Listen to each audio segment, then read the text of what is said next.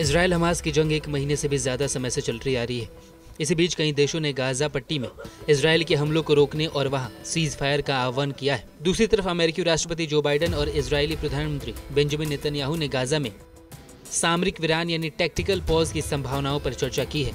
Biden प्रशासन का कहना है कि मौजूदा इजराइल हमास जंग में सामान्य युद्ध विराम उचित कदम नहीं होगा। व्हाइट हाउस के प्रवक्ता जॉन कार्बी ने प्रेस कॉन्फ्रेंस कर कहा है कि राष्ट्रपति जो बाइडेन और पीएम बेंजामिन नेतन्याहू ने लड़ाई में सामरिक विराम की संभावना पर चर्चा की है।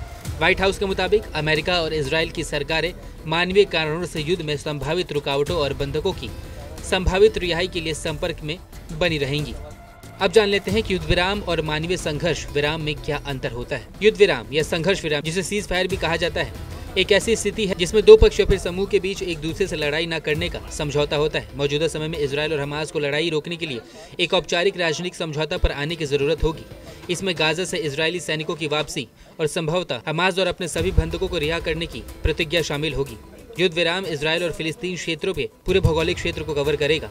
उसमें केवल एक विशेष क्षेत्र की चर्चा नहीं हो सकती है। अब मानवीय संघर्ष विराम, जिसे ह्यूमैनिटेरियन पॉज भी कहा जाता है, वो क्या होता है ये भी समझा देते हैं आपको। यह पूर्ण युद्ध विराम नहीं होता है, बल्कि युद्धग्रस्त इलाके में मानवीय सहायता पहुंचाने के लिए अनुमति देने के लिए युद्ध पे एक अस्थायी रोक होती है। इसके तहत जरूरतमंदों या फिर अत्यधिक खतरनाक स्थिति में रह रहे लोगों को एन्क्लेव से बाहर जाने के लिए सुरक्षित मार्ग देना है। मानवीय ठहराव पूरे युद्ध क्षेत्र में नहीं होता, बल्कि इसे किसी एक छोटे से क्षेत्र तक सीमित रखा जा सकता है। ये अक्सर छोटे होते हैं, कभी कभी केवल कुछ घंटों के लिए होते हैं। ये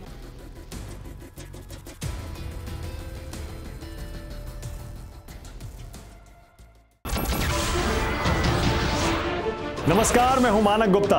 अगर आपको हमारा ये वीडियो पसंद आया हो तो इसे लाइक और शेयर जरूर करें, और हां, हमें सब्सक्राइब और फॉलो करना ना भूलें ताकि आप देश और दुनिया की कोई खबर मिस ना करें। तो जुड़े रहिए हमारे साथ और देखते रहिए न्यूज़ 24।